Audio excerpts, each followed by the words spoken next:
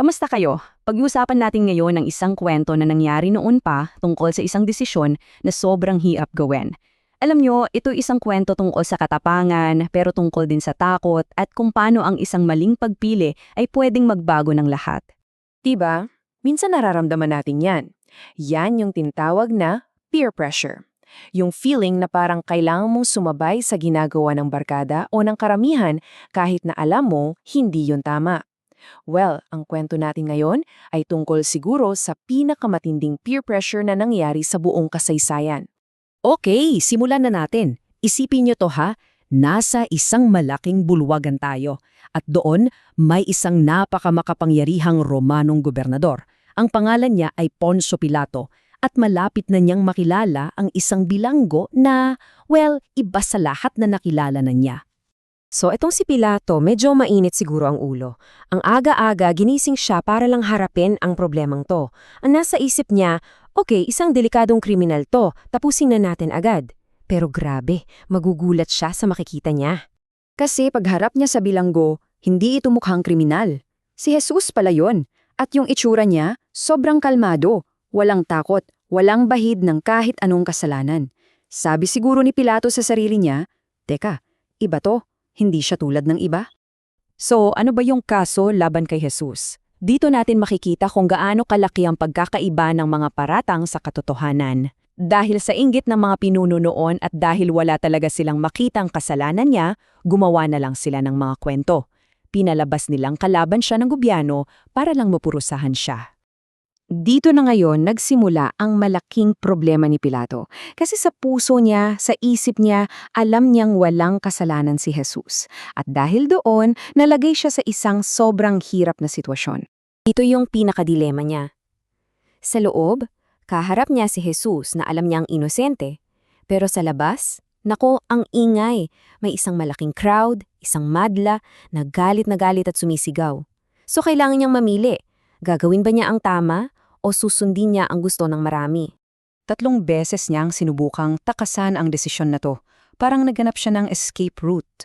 Una, kinausap niya si Jesus ng silalang at doon niya nalaman na hindi naman pala tungkol sa politika ang kaharian ni Jesus. Pangalawa, sinubukan niyang ipasa yung problema sa ibang pinuno, pero binalip din sa kanya. At pangatlo, paulit-ulit niyang sinabi sa mga tao, wala akong makitang kasalanan sa taong to, pero walang nakinig. Tapos, para mas maging komplikado ang lahat, may biglang dumating na mensahe, galing pa sa asawa niya. Nagpadala ito ng babala na nagsasabing, huwag na huwag mong sasaktan niyang taong yan, na naginip ako ng masama dahil sa kanya. Isa na yung malinaw na sign, di ba? Okay, so eto na. Dahil na-corner na si Pilato at walang nangyayari sa mga plano niya, nakaisip siya ng isang huling paraan. Meron kasing tradisyon noon na tuwing may piyesta, nagpapalaya sila ng isang bilanggo. At ang mga tao ang pipili kung sino. Ito na yung naisip niyang solusyon. At ito, yung pagpipilian na binigay niya sa mga tao. Napakalinaw, di ba?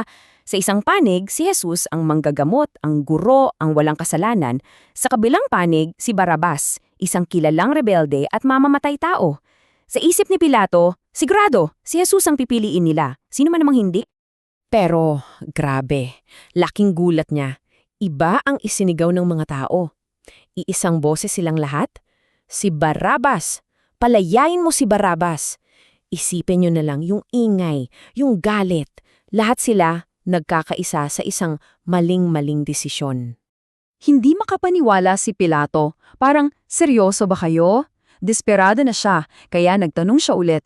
Teka muna, anong gagawin ko ngayon kay Jesus? Parang umaasa pa siyang baka magbagong isip nila. Pero huli na ang lahat. At yun na, sumigaw sila pabalik. At ang sigaw nila, ipako sa krus. Umalingaw-ngaw yun ng buong lakas. Dito mo talaga makikita yung lakas ng peer pressure. Dahil yun ang sinisigaw ng isa, yun na rin ang sinigaw ng lahat. At sabay-sabay nilang hiniling ng pinakamasaklap na parusa para sa isang taong alam nilang walang kasalanan. At sa huli, bumigay na si Pilato. Sumuko siya sa pressure.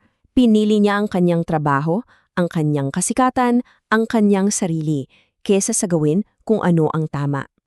At dito nangyari yung sikat na eksena. Kumuha siya ng tubig at naghugas ng kamay sa harap ng lahat. Ang sabi niya, wala akong kasalanan dito ha, kayo ang may gusto nito. Pero sapat ba yun para maging malinis ka? Kasi kahit sabihin mong wala kang kasalanan, kung hinayaan mo namang wangyari ang isang napakalaking inhustisya, may pananagutan ka pa rin. At alam niyo kung ano ang pinakamasaklap sa lahat? Kahit na ginawa niya yung gusto ng mga tao para iligtas ang sarili niya, hindi pa rin siya nagtagumpay. Sa huli, nawala rin sa kanya ang posisyon niya, ang kapangyarihan niya. Ang pagsuko niya sa mali ay nagdulot lang ng isang malungkot at bigong katapusan para sa kanya. Kaya ngayon, step back muna tayo. Pagkatapos ng lahat ng nangyari, ano ba talaga ang mga aral na pwede nating makuha mula sa mga pagpiling ginawa ng lahat sa araw na yon? Kung susumahin natin, may 3 klase ng pagpili tayong nakita.